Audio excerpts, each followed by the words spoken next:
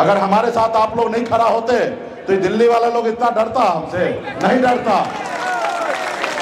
आज उन मानने लगा है कि बिहार में मुकेश सहनी बड़ा फैक्टर हो गया है।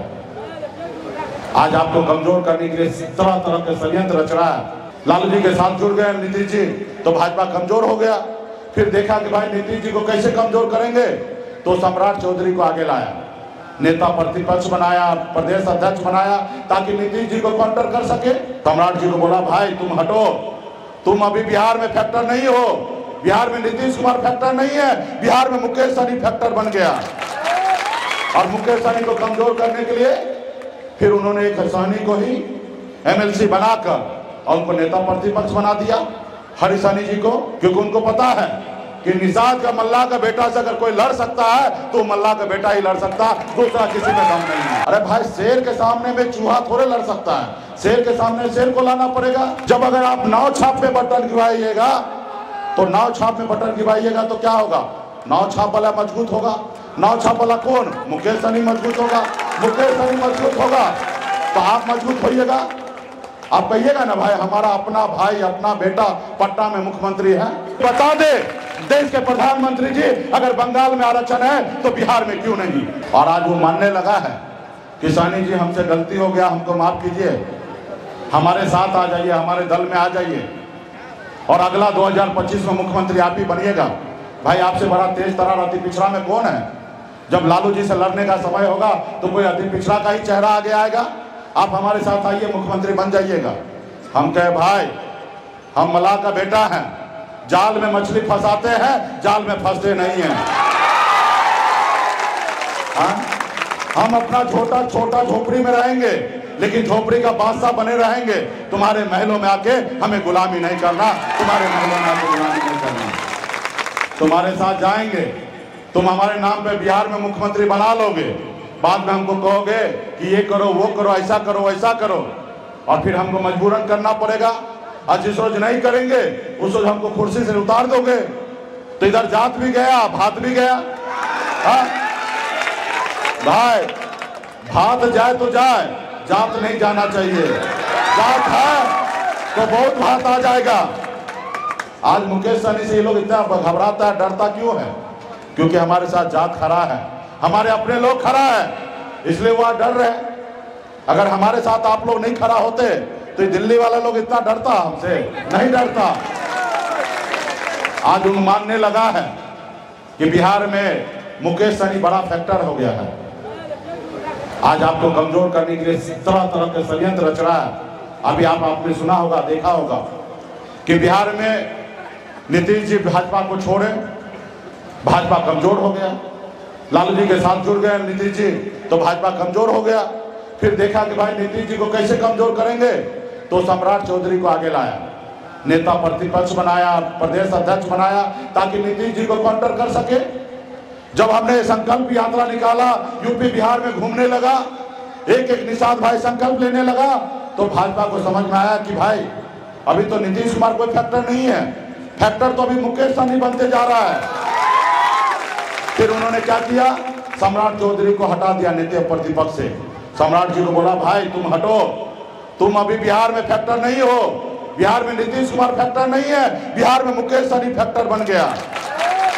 और मुकेश सहनी को कमजोर करने के लिए फिर उन्होंने एक सहनी को ही एमएलसी बनाकर और उनको नेता प्रतिपक्ष बना दिया, हरि सहनी जी को, क्योंकि उनको पता है कि निषाद का मल्लाह का बेटा से अगर कोई लड़ सकता है तो मल्लाह का बेटा ही लड़ सकता है, दूसरा किसी में दम नहीं है। लोहा का तो लोहे काटता है ना, लोहा का तो कोई दूसरा चीज तो नहीं काट सकता है, तो वही काम किया। लेकिन उनको ये पता होना चाहिए कि दो चीज होता है राजनीति में, दो होता है, एक होता है लीडर, एक होता है लोडर। जैसे गाड़ी चलने के टाइम में भी होता है एगो ड्राइवर एगो खलासी, तो ड्राइवर का काम है ड्राइवर वाला और खलासी काम है गाड़ी धोना। उसी तरीका का एक लीडर का काम होता है लोगों को विधायक बनाना, सांसद बनाना, मंत्री बनाना, वो है लीडर। और लोडर क्या होता है, जो हर 5 साल में जाता है सर हमको टिकट दे दीजिएगा, हमको विधायक बनना है। तो बहुत सारे लोग लीडर हैं, तो उनको लोडर को आगे खड़ा कर रहा है। अरे भाई शेर के सामने में चूहा थोड़े लड़ सकता है, शेर के सामने शेर को लाना पड़ेगा। तो इसलिए आने वाला समय में एकजुट रहना पड़ेगा।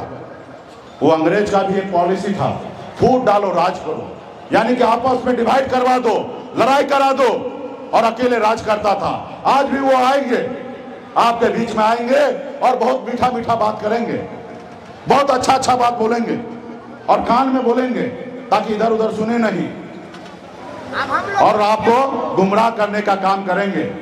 ये निर्णय आपको लेना है कि हमको गुमराह होना है कि हमें शासन करना है, ये निर्णय आपको लेना है। तो इसलिए साथियों, इस देश में पैसा से भी बड़ा ताकत जो है वो पावर में है, सत्ता में है। और ये सत्ता पावर कैसे है? आपके उंगली में है। सिर्फ ये उंगली को चुनाव के समय में सही से इस्तेमाल करे, ऐसा इस्तेमाल करे कि आपके बच्चे का भविष्य बन सके, उस तरीके से इस्तेमाल करना है। आज मानिए आपके पास 10,000 रुपया है और 10,000 रुपया आप दूसरे आदमी को दे दीजिएगा रखने के लिए, तो जब समय आएगा तो मिलेगा? नहीं मिलेगा। अगर वही 10,000 रुपया अपने बेटा अपने भाई को दे दीजिएगा रखने के लिए, तो आधी रात को भी आपको मिलेगा, जब चाहिएगा तब मिल जाएगा। उसी तरीके से वोट है, उसी तरीके से वोट है। आप चुनाव के टाइम में कभी लालटेन में वोट गिरा दीजिएगा, कभी तीर में गिरा दीजिएगा, कभी कमल में गिरा दीजिएगा, तो आपको फायदा मिलेगा, उसके बैंक खाता में पहुंच जाएगा और वो मजबूत होगा। और जब आप मुसीबत में बैठेंगे तो वो आपको नहीं आएगा पूछने के लिए। जब अगर आप नाव छाप में बटन गिराइएगा, तो नाव छाप में बटन गिराइएगा तो क्या होगा? नाव छाप वाला मजबूत होगा। नाव छाप वाला कौन? मुकेश सहनी मजबूत होगा। मुकेश सहनी मजबूत होगा तो आप मजबूत होइएगा। आप कहिएगा ना, भाई हमारा अपना भाई अपना बेटा पटना में मुख्यमंत्री है, जैसे हमारा यादव भाई कहता है अरे हमारा तेजस्वी बिहार का डिप्टी सीएम बना हुआ है, वैसे कल आप बोलिएगा। जब हम मंत्री बने तो आप लोगों को खुशी हुआ होगा ना? जब हम मंत्री बने तो पेपर में आया कि सबसे अमीर मंत्री मुकेश सहनी है, तो आपको खुशी हुआ ना? क्यों हुआ? क्योंकि हम आपके अपने हैं। तो इसलिए साथियों, संघर्ष करके लड़ाई लड़कर ये सब हासिल होगा। इसके लिए पार्टी को मजबूत करना है, अगल बगल में अपने लोगों को समझाना है। अभी बहुत बड़ी लड़ाई है। अभी मोदी जी को प्रधानमंत्री बनना है, एक तरफ राहुल गांधी जी को प्रधानमंत्री बनना है, और ना ही आपको ना ही हमको बनना है प्रधानमंत्री। हमें तो आरक्षण चाहिए, हमें संविधान के दायरा में रहकर हमें हक अधिकार चाहिए, हमें किसी से खैरात नहीं चाहिए, ना ही हमें भीख चाहिए। जो ये बता दे देश के प्रधानमंत्री जी, अगर बंगाल में आरक्षण है तो बिहार में क्यों नहीं? बताए ना, न्याय की बात करें। देश एक है, संविधान एक है। अगर बंगाल मानता कि अगर बांग्लादेश का हिस्सा होता या पाकिस्तान का हिस्सा होता तो हम मान लेते कि वहां का कानून अलग है। जब बंगाल का कानून बिहार का कानून एक ही है तो हमारे साथ भेदभाव क्यों हो रहा है? लाइव बिहार YouTube पर सब्सक्राइब और Facebook पर लाइक जरूर करें।